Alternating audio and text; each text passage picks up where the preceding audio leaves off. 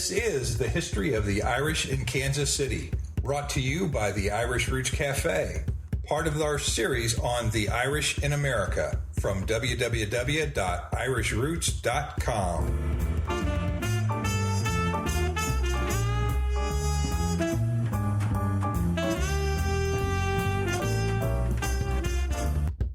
But the Kansas City St. Patrick's Day Parade has always, with the one exception, been on the day itself. This town had two competing Irish-American newspapers, and right now I'm still trying to, kind of tweak the Irish Museum and Cultural Center into what I consider the proper direction. But it was the whole Catholic connection between the Irish and the Mexicans. It goes very deep. Well, fighting the black and tans and smuggling guns.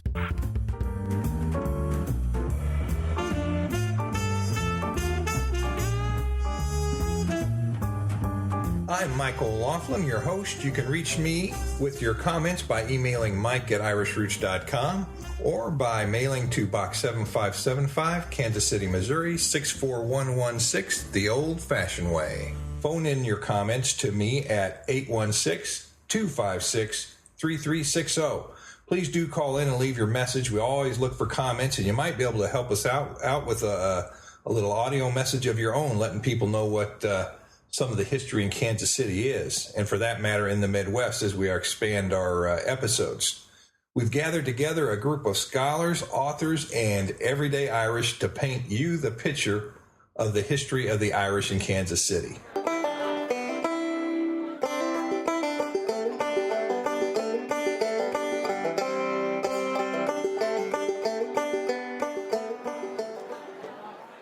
Episode 13. Interview with Peter Maher, when Kansas City met an Irish newspaper man with historic roots in Castlecomer County, Kilkenny. Well, it's sure been good putting these Kansas City episodes together. We've got a few left. We've got 3 or 4 people left yet to line up to you, and we certainly have those old songs published in Kansas City that Peter Adams is going to sing for you a little bit later. We might just wrap up the Kansas City segment with that when we get the final one in.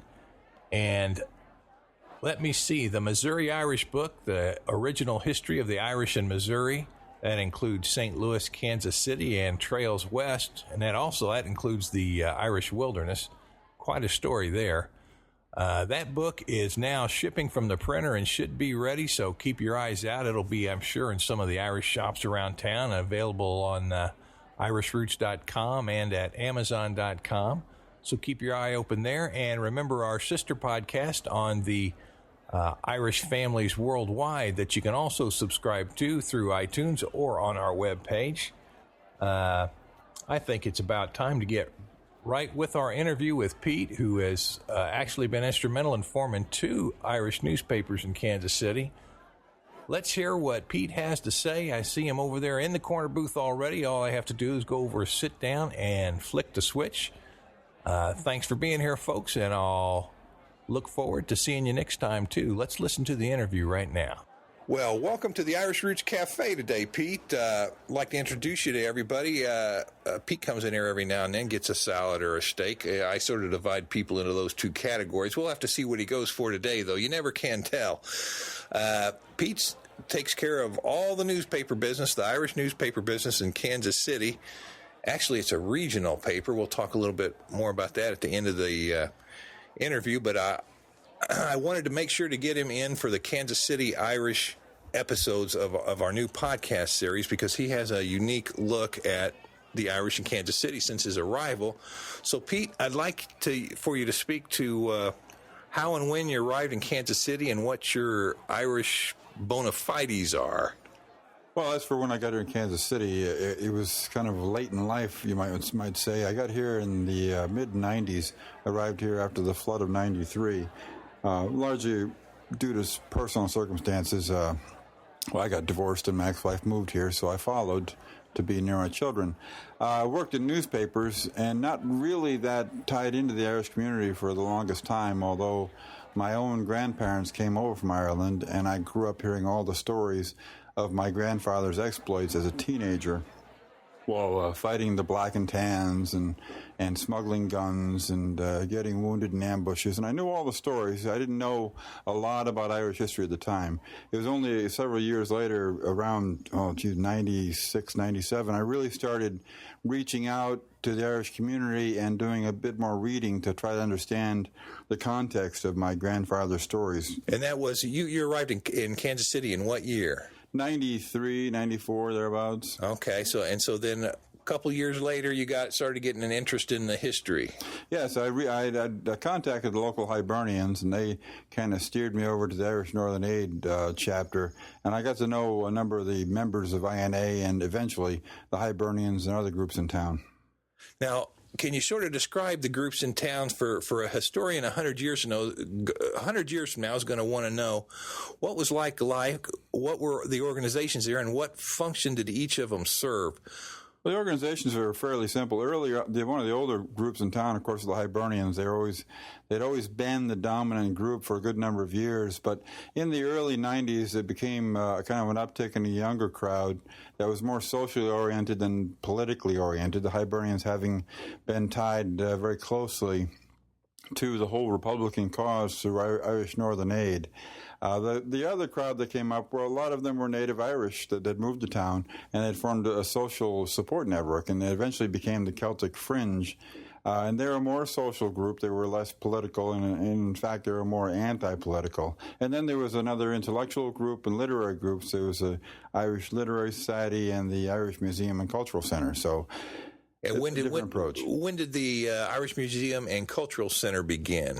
Well, the Irish Museum and Cultural Center first began as the Irish Heritage Foundation, I believe in about the mid-'90s, but eventually morphed into the Irish Museum and Cultural Center just to kind of clarify their mission and help in fundraising efforts. Well, so they've survived over 5 years, which is sort of a hallmark for something to survive like that. How are they going so far? Well, they've established an actual physical reality for their Irish Museum, and they're in the process of trying to parse out exactly what that's going to mean in future years. Anybody listening down the road will certainly have more results than I have now. But we're all trying to root for them. But it's an interesting situation with the community. There are others have other agendas and other visions, and there's still competing visions about where the Irish community should ultimately wind up in this town. What are some of the other groups can you think of? You mentioned Northern Aid and the Hibernians and the Irish Literary Society. Yes. What now? Can you say a little more about them? Well, I'm not sure what their name goes under now. They invite speakers to town to speak on different aspects of Irish culture. We had a Shawnee come to town and talk about the fairy folk. He had a number of books on the fairy folk. We had another gal who came who was a champion storyteller, telling stories of Cuchulainn and the Ulster cycles. And they have some fascinating speakers come into town talking about Irish history and culture, but it's a rather infrequent thing, and it's a very kind of a scholarly approach. Now, I noticed in your paper here you got a bunch of organizations listed in Kansas City, so you've obviously had to have some contact. What's this Irish American Club of Shawnee? Another social club, largely very similar in social aspects to the Kansas City-based Celtic Fringe. The Irish American Club in Shawnee really is an outgrowth of the Sister Cities program. They're a Sister City program. I'm trying to remember where in Ireland, but they have a number of sister cities all around Europe, and Ireland being one of them. So the Irish really kind of form a nucleus of a club, but ironically enough, most of the membership of the Irish American Club in Shawnee are Germans. Well, now, I didn't know that. That's interesting. Yeah, they're a very sociable bunch. That's why they're part of the club. Hey, that's fine. It's all the more the merrier. Absolutely. What about the Emerald Society? Emerald Society they're a national organization. They've been around for a long, long time. They've only recently moved into Kansas City. They are a fraternal organization of law enforcement and firefighters who bind together for mutual support, and just the history of the Irish in firefighting and law enforcement, of course, goes back centuries in this country. So it really pays homage to the firefighters and law enforcement that went before them by creating their own fraternal organization basically within other organizations. Well, now, how about, I noticed that the Hibernians used to have 10 or 12 divisions back in the 1800s, and they would march in the parade. and it's just been the Patrick Pierce Division in Jackson County, I think it is, for so long, and now I notice that there's a new one has joined the bunch. Well, I was part of the Patrick Pierce Division at the time that another division was created, the Father Bernard Donnelly Division in Kansas, just over the line. And there was really kind of a fundamental split at the time in the division. The division, as I said, had long been closely aligned with Irish Northern Aid and the Republican cause, and fairly interchange of members. And at the time, there was a number of members in the Patrick Pierce Division who wanted to find a more distinct line between Irish Northern Aid and the Hibernian effort. So they formed their own division just over the line in Kansas, which at the time had no Hibernian divisions anywhere in the state of Kansas. So they basically not only created a new division in Kansas, they actually became the state Hibernian board for Kansas, and named a division after Father Bernard Donnelly, who, of course, was a pioneer in settling this early city of Kansas in Missouri. Boy, I tell you, it turns full circle, doesn't it? It almost looks like the Hibernians are going out, and now they're coming back, and they're stronger than ever with division in both areas. Are there any other groups? How about the Ladies Auxiliary? Are they active? Active in a sense that they help support the divisions they're a complement to. I mean, there's like each men's division has a complementary women's division. The wives and girlfriends and such, they meet in their own club. But as for active, probably no more or less active than any other women's auxiliary to the Knights of Columbus or whatever. But I wonder, you might know of a difference here. Of course, it's hard to tell from one city to the other, but St. Louis is on the other side of the state, and they have a lot of similar activities. Not the same, but similar. I wonder if you notice any difference between the Irish group in Kansas City and the Irish American group in St. Louis or Omaha. Well, traveling between Kansas City and St. Louis is really rather interesting. There's always been a rivalry between the cities. And I find a fundamental shift in approach to how to approach the Irish culture. In Kansas City, it's very social, and everything springs from that. Our own Kansas City Irish Fest kind of sprang out of a social gathering in Brookside who did a casual Irish Fest, and eventually became a huge Irish festival, which has a lot of really hard-working volunteers. And they do this, and they make a decent amount of money, and they give back to the community through it. Whereas in St. Louis, it's a very cultural, almost intellectual pursuit of, they have the Irish Arts Association put forth by Helen Gannon, who's been a pioneer in that field over there. Right. But it's all about pub sessions. It's all about the musical instruments. It's all about preserving the culture through the music, and not so much making money at it, and really not even so much as being sociable about it, just basically putting on demonstrations and concerts and keeping it alive that way. So it's really just a fundamental shift. And in talking with the St. Louis people, a lot of them are trying to turn it around there in St. Louis so they mimic more of the commercial success that Kansas City has in marketing Irish music. Well, now the festival people, now that's a whole separate thing from the St. Patrick's Day Parade. The St. Patrick's Day Parade was the only thing around for a long time as far as the general public was. That it was. For a long time, the Kansas City Parade really carried the culture and was the heyday of the culture every year. But eventually, let's see how many years ago it was, probably 10 years ago, they formed the Irish, oddly enough, it was the Irish Heritage Foundation who helped get the ball rolling on the first Irish festival in Kansas City in the traditionally Irish neighborhood of Brookside. And so there was a Brookside Festival and a Westport Festival, wasn't there? Brookside Festival was every Labor Day weekend, and later on the Westport Festival claimed Memorial Day. Westport was a little more of a strictly commercial endeavor in that it wasn't an entertainment district. Brookside was more of a family-friendly because it wasn't a really residential neighborhood. And Brookside grew exponentially. Every year got much too big for the space set aside for it.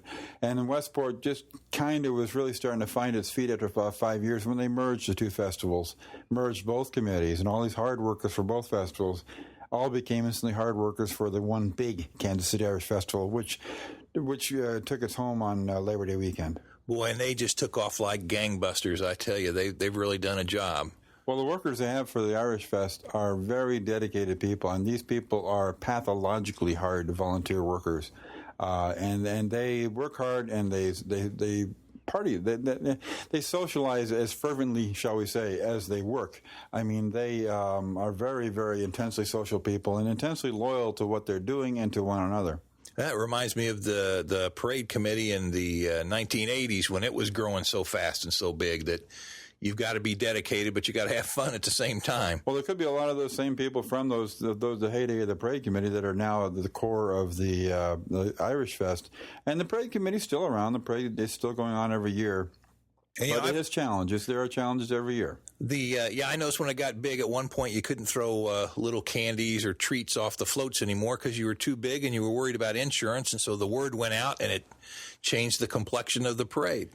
Well, also, and it just simply, I think that was just simply security. You get sheer numbers. At the time, the crowds weren't being held back by any restraints, and you throw candy off a float, there's no guarantee some of the candy doesn't get into the wheels of the trucks, and the kids see the candy, they don't see the truck. That's exactly right. That's just simple safety, and that's simply an evolution, a growth evolution in any kind of event. It gets that big. How about some of the smaller parades in the city?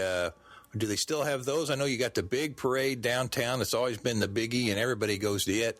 But sometimes they branch off, like North Kansas City has a parade. Oh, we've got parades. I think 5 or 6 parades now in and around the holiday. We have North Kansas City, which it takes its home the Saturday prior to the holiday itself, traditionally known as Snake Saturday.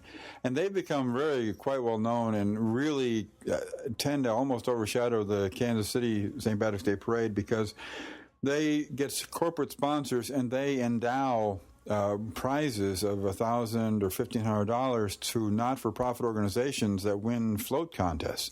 Well, that's right. I think the school over by me, my nephews go to, I think they might have won $10,000 one year. Now, and the thing to remember this is North Kansas City was a huge beneficiary of the arrival of the casinos in Kansas City 10, 15 years ago, and they had a lot of money really just kind of laying around. So a lot of that money eventually found its way to the parade and goes flowing back into the not-for-profits in the community. So the word went out that this parade was handing out prizes of $1,000 or $1,500 for the best float for a not-for-profit. Well, suddenly you've got a lot of people building floats, and it becomes very competitive and very entertaining for the crowds, too. So it's been growing in leaps and bounds in recent years. Yeah, it's a parade and a festival all in one, the Snake Saturday. I forgot that, the Snake Saturday parade. They hire a carnival to come in, and they make it very family-friendly. But that's one of the bigger events.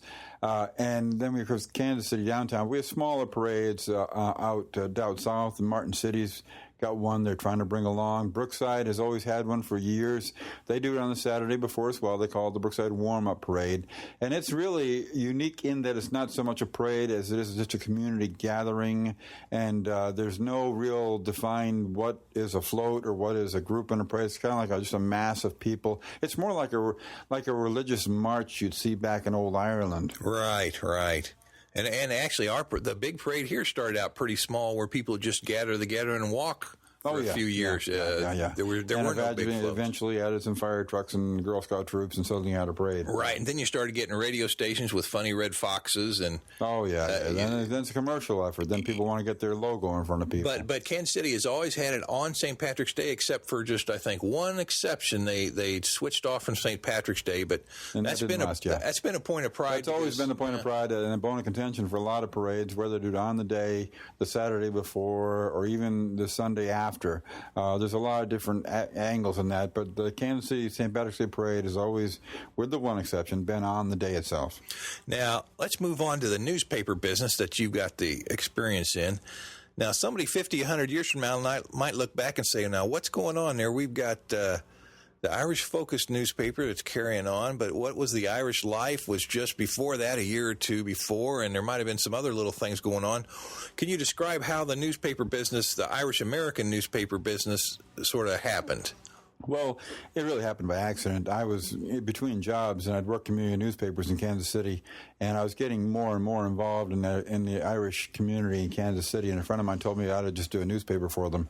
And that's how Irish Life, Heart of America Irish Life was born, just kind of conceived out of the whole cloth and just went ahead and did it. But it had been modeled upon an earlier Irish-American newspaper in Kansas City that had been published in the 1980s, and it was underwritten by the Hibernians called the Shamrock. Yeah, that's right. I was on the committee for that Shamrock. Yeah. And it was a monthly newspaper, and it basically covered current events and did attempt to educate Irish Americans on Irish history and culture. And that's really what we started our mission with Irish Life was to do, to simply help educate Irish Americans on Irish history, culture, and just simply give them a greater depth of knowledge in their own culture. Now, how long did Irish Life last? Irish Life published for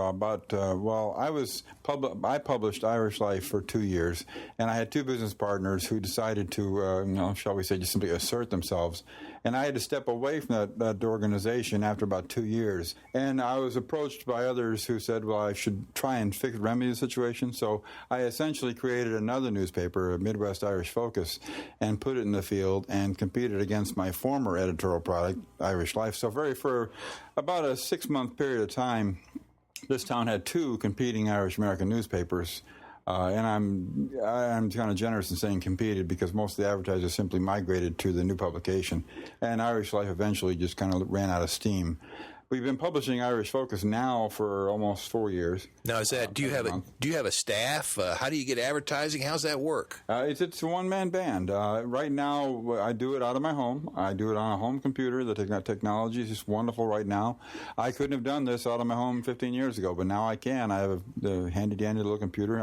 I do everything. I sell the ads. I build the ads. I write the articles.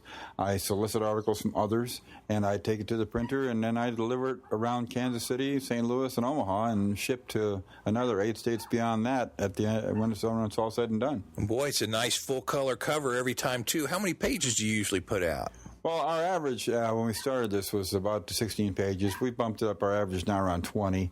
We can get up to around 25 or 28 on the holiday or around festival time. Does the circulation hold steady since the time you started it? Has it been about the same? No, it's been growing. It's grown, and it does flex some, too. I mean, we'll have more of a demand for the paper in March, naturally, than we would in, say, July.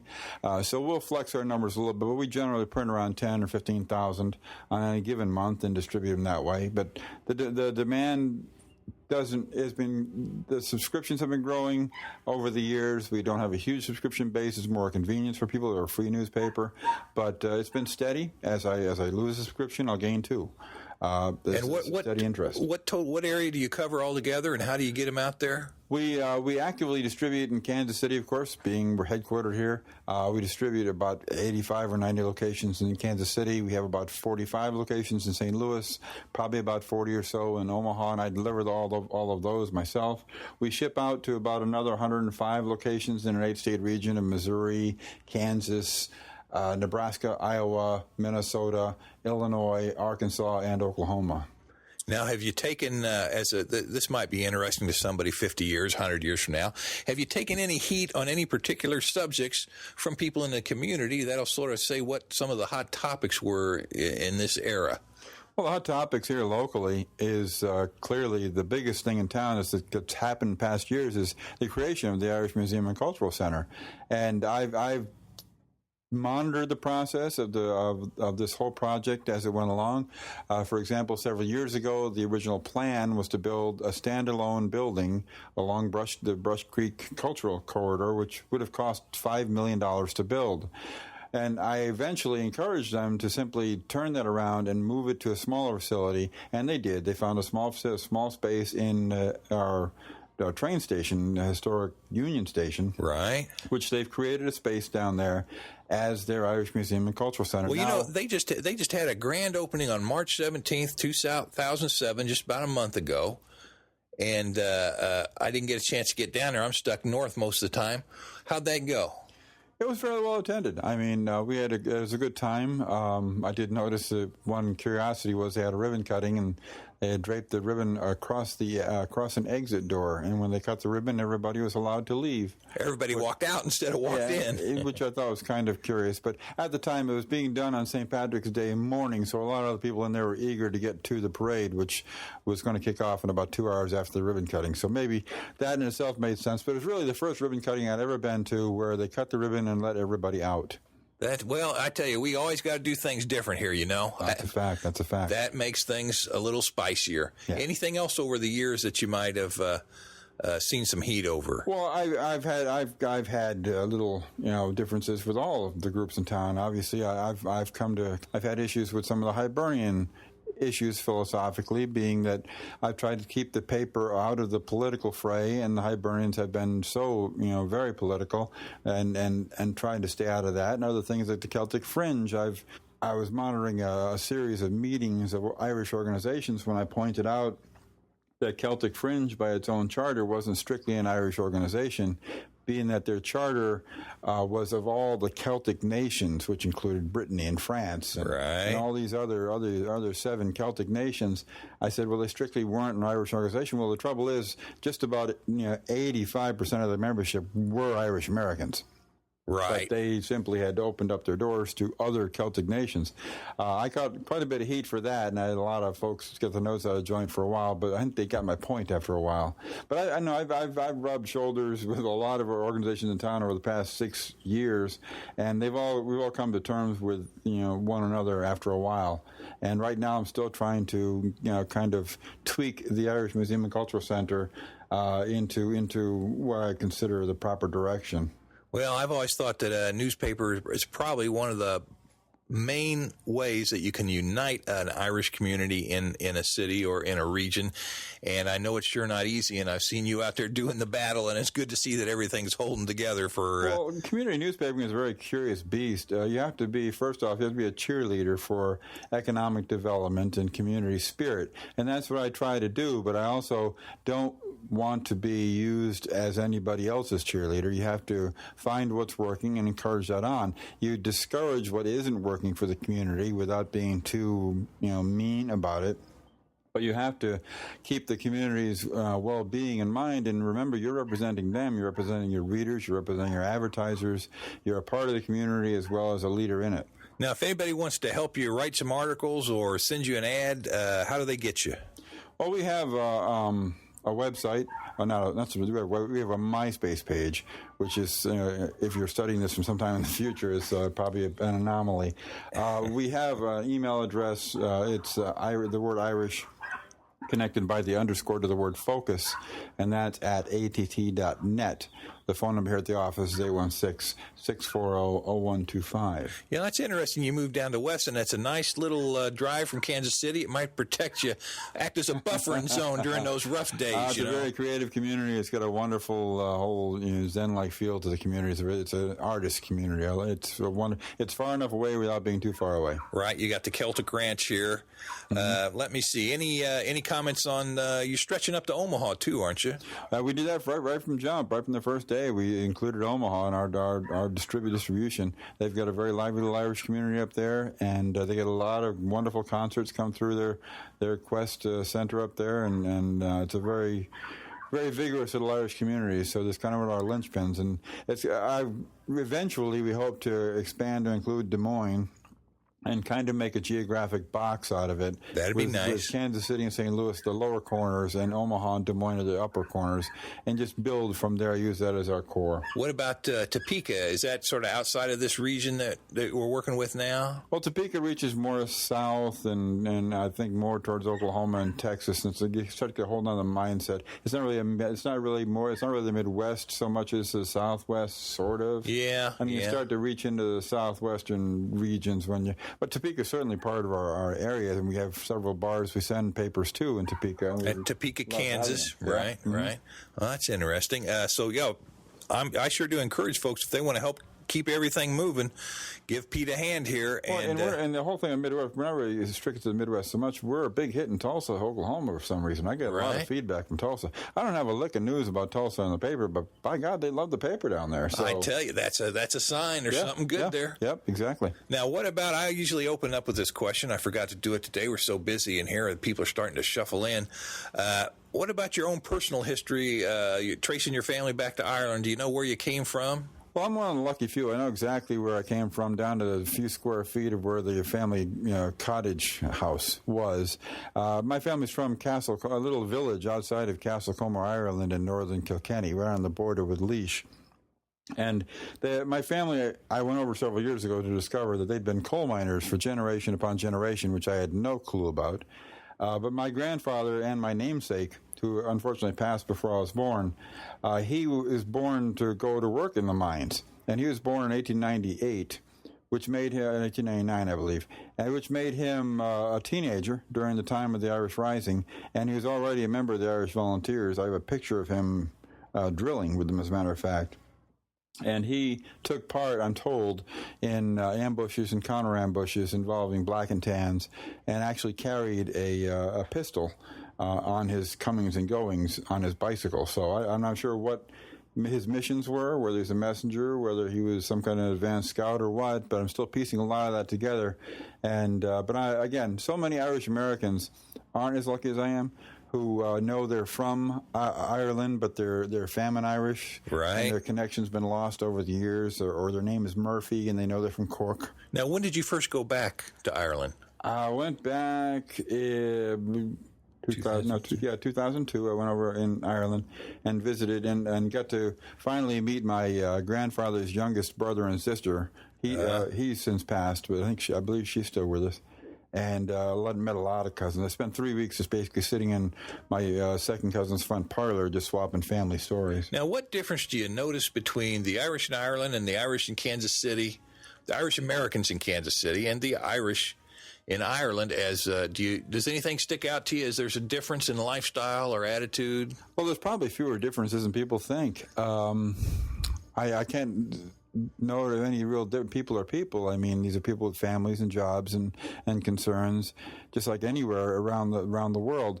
And what's interesting to me about a lot of the Irish Americans I meet anywhere, people don't seem to quite understand how much their heritage plays in their current personality and community makeup. Right. And I think if people the more I learn about my Irish heritage, the more I learn about where I came from, the more I can understand about who I am today and why I react the way I do to things, the way I think about things. Yeah, maybe your attitude, maybe your stubbornness. There's a lot of it comes right out of your genes. I mean, if you know your family tree, your family history, you can realize, well, maybe that's why I rebel against authority. I'm Irish. Well, now, once you understand the history, you'll know why you rebel against authority. Well, they found some unique genes in the west of Ireland in the male line there, and it's goes back way back to when they thought it had been wiped out, but it's still out there. So there is a unique genetic makeup for the country, that's for sure. There is. The Irish have a unique genetic makeup, and I believe a lot of nationalities, the Italian or the Greek or whatever, I'm sure there are certain characteristics that come out in people of certain ethnic backgrounds that they can't quite figure out why, but if they understood, they read their history and saw and examined their culture, they'd know exactly why. That it's built in. Now, outside of St. Patrick's Day and the Irish Festival, those are sort of two peaks in the year, but during the rest of the year, is there really an Irish community going on? How does that work in this area? Well, over the years of the paper, I've noticed an ebb and flow in the community. I mean, obviously, from January to February, everybody gets more and more excited about the big holiday in March. January, February, into March, it's a big slide right into the holiday. Everybody's more and more excited as you get closer to the holiday. Tapers off rather quickly after the holiday into the summer. The summer, in July especially, I've noticed it's the absolute nadir of the Irish community. I swear most Irish Americans disappear from the face of the planet because nothing Irish happens in July. Even June, with Bloomsday, has more activity than July. July is a wasteland. But August picks up again because we have our Irish Festival on Labor Day weekend in September. So everybody they become Irish again. They get excited. They come out of their little cubby holes wherever they've been hiding in July, and suddenly we have an Irish community again. Yeah, I've noticed over the last 20 years, you'll see more stickers on the back of cars that have the Ireland flag colors on there, and more flags flying. It's just that has been a small trend that I've seen grow over the last 20, 30 years. Yeah, ethnic pride. It's been fashionable to be Irish, and even those who aren't want to be. But even after Labor Day, we get into the holiday season, and everybody wants to, celebrate traditional holidays. So we have an Irish American community that is vital all year round, but it does have some quiet times. And you know what? I still enjoy celebrating Cinco de Mayo down at one of the the other restaurants in town because it's just a different flavor. That goes back in your heritage too, Michael. I mean, there's a very strong connection between the Irish and the Mexican people. Just read up on your St. Patrick's Battalion, your San Patricios. Yeah, that's right. There's a long, deep story. The San Patricios are still heroes in Mexico, and they still march, and they salute each other. They have and a monument, and they've even have a somewhat a parade or some kind of monument in America. Oh yeah. The San Patricios are huge, but it was the whole Catholic connection between the Irish and the Mexicans. It goes very deep.